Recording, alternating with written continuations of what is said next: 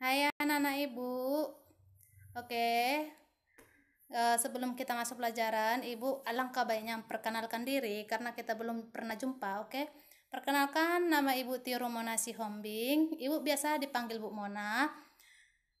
Di mana ibu nanti akan membawakan pelajaran sejarah.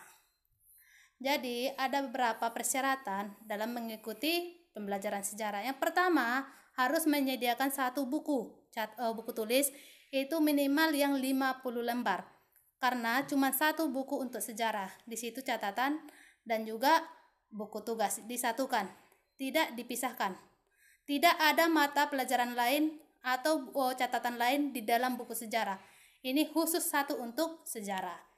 Oke, langsung saja kita masuk. Untuk pertemuan pertama, kita masuk judul baru atau KD 3.1, yaitu cara berpikir dalam sejarah. Mungkin di buku kalian tidak ada dijelaskan atau tidak ada tentang cara berpikir sejarah. Oke, sebelum kita masuk ke cara berpikir sejarah, kita harus mengetahui apa arti sejarah itu sendiri. Oke, kamu lihat di PowerPoint ibu ada pengertian sejarah. Pengertian sejarah yang pertama, pengertian secara etimologi atau secara bahasa, kebahasaan. Menurut sejarawan William Frederick, kata sejarah diserap dari bahasa Arab, yaitu sejaratun, yang berarti pohon. Kata pohon ini kemudian dihubungkan dengan keturunan atau asal-usul, di mana dalam kerajaan ini digunakan seperti kerajaan dari raja sampai keturunan seperti pohon, seperti itu. Dalam bahasa Inggris juga dikatakan ada bahasa Inggris yaitu history, yang berarti masa lampau manusia. Kata history ini berasal dari bahasa Yunani yaitu historia. Ini diperuntukkan bagi pengkajian terhadap suatu mengenai sejarah manusia secara kronologis atau urutan waktu, yang tertua, penengah, sampai zaman sekarang modern. Oke, yang kedua, kita tadi pertama secara etimologi, yang kedua itu sejarah menurut para ahli. Di sini ibu ada mengasihkan 4 para ahli, 2 dari ahli luar negeri, 2 dari Indonesia. Oke, kamu lihat, yang pertama ada dari Herodotus. Herodotus ini adalah mendapat julukan The Father of History atau bapak dari sejarah. Kenapa dibilang bapak sejarah? Karena dialah yang pertama melakukan penelitian tentang sejarah atau penulisan tentang sejarah. Ia berpendapat bahwa sejarah tidak dapat berkembang ke arah depan dengan tujuan yang pasti, tetapi dia bergerak garis melingkar seperti siklus kupu-kupu.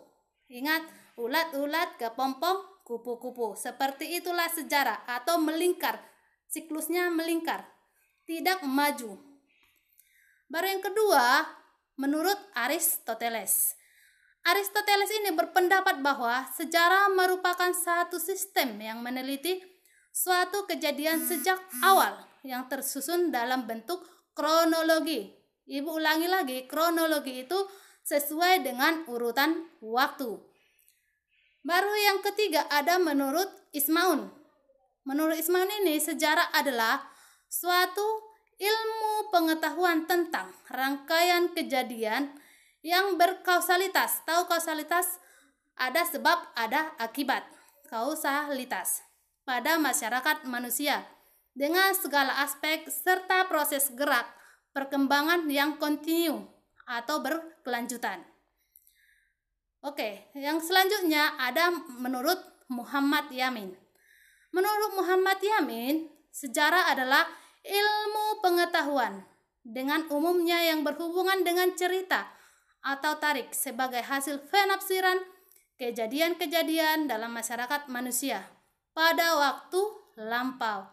Jadi secara singkatnya kita bisa mengatakan sejarah itu adalah kejadian masa lampau yang terjadi dalam kehidupan manusia. Oke? Ibu rasa udah paham? Kalau lebih mau tahu lagi apa itu sejarah, masih banyak para ahli yang mengatakan tentang sejarah. Kamu bisa lihat di internet karena di buku kita tidak tersedia. Kamu buka web-web yang lain, oke? Selanjutnya ada cara berpikir dalam sejarah. Cara berpikir dalam sejarah ini ada 4. Yang pertama, kronologi. Yang kedua, periodisasi. Yang ketiga, diakronis. Yang keempat, sinkronis. Jadi kita bahas dari atas. Yang pertama itu cara berpikir kronologi atau sesuai dengan urutan waktu. Oke, kronologi ini berasal dari kata atau bahasa Yunani, yaitu kronos yang berarti waktu dan logos berarti ilmu. Sehingga secara harafiah, secara kata, kronologi berarti ilmu tentang waktu. Dalam Kamus Besar Bahasa Indonesia, karya JS Badudu, kronologi ini berarti berurutan sesuai waktu kejadian suatu peristiwa. Dalam ilmu sejarah, kronologi adalah penentuan urutan waktu terjadinya suatu peristiwa. Sampai situ dipahami? Oke, kita lanjut. Kamu lihat di PowerPoint Ibu, di video, ini adalah contoh kronologi atau urutan zaman.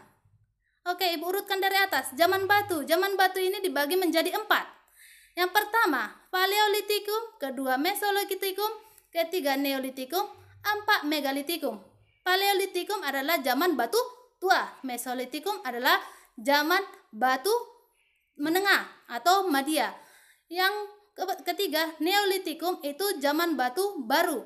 Megalitikum zaman batu besar. Baru ada zaman logam. Setelah zaman logam masuklah zaman agama Hindu dan Buddha. Kemudian masuk zaman Islam. Setelah Islam masuk zaman penjajahan. Demikian sampai sekarang era kemerdekaan. Sampai sini ada yang perlu tanyakan, boleh nanti tanyakan Ibu langsung, bisa melalui WA dan lain-lain. Oke, sampai sini. Mungkin nanti untuk berpikir diakronik dan sinkronik kita bahas di pertemuan selanjutnya. Oke, sampai jumpa.